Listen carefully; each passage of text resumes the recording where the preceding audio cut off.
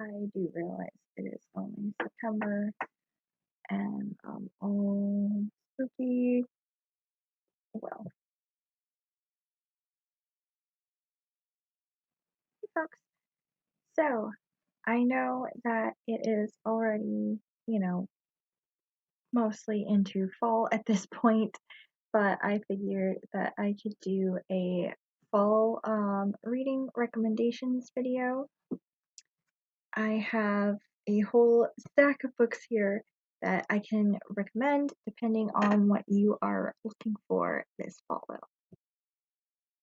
So the first few books that I can recommend are basically if you're wanting to get kind of in the fall mood, books that take place in fall or just kind of have like this fall feel to them. So first up in here, if you are a fan of poetry at all, I would definitely recommend a collection, any collection really of Robert Frost's poetry. This is the complete collection of his poetry. While it does span like all different seasons, something about these always makes me think of just walking down the road crunching leaves under my feet. I don't know about you. But yeah, this would be the first book that I would recommend for trying to get into that, fall mood. The next book I would recommend would be Northern Borders by Howard Frank Mosher. Actually, any of Howard Frank Mosher's writing I would definitely recommend for this time of year. While this particular book has like bits of it that do take place during the fall, it spans over several years in all different seasons.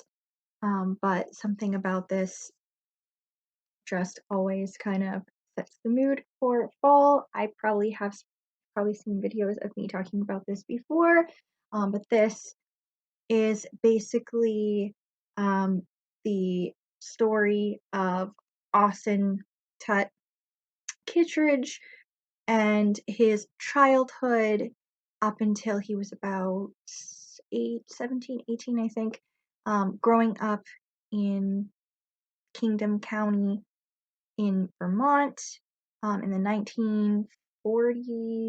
late 40s through the 50s with his grandparents. Um, and yeah, it just has this very nostalgic kind of fall feel to it. The next book I would recommend would be a graphic novel. It is Pumpkinheads by Rainbow Rowell and Faith Erin Hicks. This is just a really adorable story of two friends who have worked the same pumpkin patch during their high school years. This is their last year because next year they will be off at school in college. So it is their last season at the pumpkin patch and they want to have some fall fun. So this is just really adorable and definitely will get you right in the fall mood, and just the art and everything, the colors are just so like bright and beautiful, and yeah, it's just a really good time. The next books I would recommend during the fall time, if you get into like that kind of cozy mood and you want something that's a little spooky but maybe more mysterious, I would recommend a couple of mysteries. One of these has been one of my personal favorites since I was little, and is The Westing Game by Ellen Raskin. This involves a whole bunch of people who are invited to live in this new apartment building, and this then leads to more mysterious things they are invited to and caught up in a mystery, as well as a rush to win a whole bunch of money. This is a good mystery for this time of year, especially since I believe it kind of starts around Halloween. And the next mystery I would recommend would be Murder on the Orient Express by Agatha Christie, but in reality, any of these old-timey mysteries by like Agatha Christie are perfect for this time of year too. This one, of course, I would recommend for fall, any time of year, but especially in like the fall and winter. It does take place on a snowbound train. And then I have a whole bunch of books to recommend if you are wanting to go right into the spooky kind of mood for fall. So, first up, because this takes place in fall and has that kind of feel to it, as well as being a little spooky, I would recommend Small Spaces by Catherine Arden. This takes place in fall near a uh, farm that's a little spooky. There's creepy stuff, there's friendship, it's heartwarming, it's just adorable. I would recommend.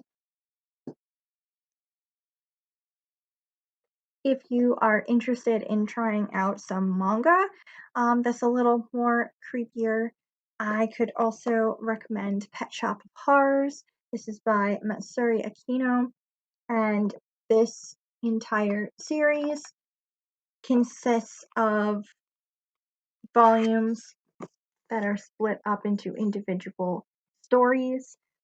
There are some events that kind of take place at different points that I would recommend reading these volumes in order. There are 10 volumes in this particular series, but you don't really have to stick with them, I don't think, until like the last couple. I think most of them you can read kind of standalone. But basically, this involves Count D and his mysterious pet shop where people take home pets that are sometimes way more than they bargain for. And it is, yeah, I would definitely recommend this series if you are more inclined towards manga or graphic novels. And then, of course, I can't recommend spooky books if I don't mention Stephen King at all. I would definitely recommend any of these. The Shining is personally one of my favorites that I like to read around this year. I have read it every October for like the past 3 or 4 years. Perfect for this season, especially if you know you're going to watch The Shining, the Stanley Kubrick one. I love Stephen King, but wow, the miniseries is not that good.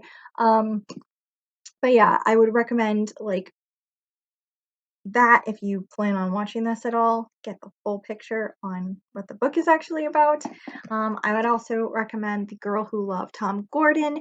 It is a short little creepy story about a little girl who gets lost in the woods, and there is definitely other things that are there besides, you know, squirrels and chipmunks. This one, if you don't want to get like absolutely terrified, it's more unsettling than it is terrifying, so an easier spooky time. And then, of course, I would also recommend Misery. This one, honestly, is a little bit better in the winter, especially when there's a storm brewing outside, because like the main character is a writer who has been caught in a snowstorm, gets into an accident, and then ends up being rescued and taken care of by a totally crazy fan of his. But this is honestly, this is good for fall too. Another book that I don't have a copy of that I would recommend would be The Haunting of Hill House by Shirley Jackson. It is classically scary, spooky. There is an audiobook of it that I listened to that really kind of put it over the edge into really creepy for me. And if I remember which one it was, I will try to leave it in the description box down below if you would rather listen to an audiobook of that. But that one I would also highly recommend. Now, if you would like more stories about ghosts or talking to ghosts or people's experience with ghosts or just playing ghost stories and legends and things like that, I have a few right here that I could recommend. The first of which would be Green Mountain Ghosts, Ghouls, and Unsolved Mysteries by Joseph A. Citro.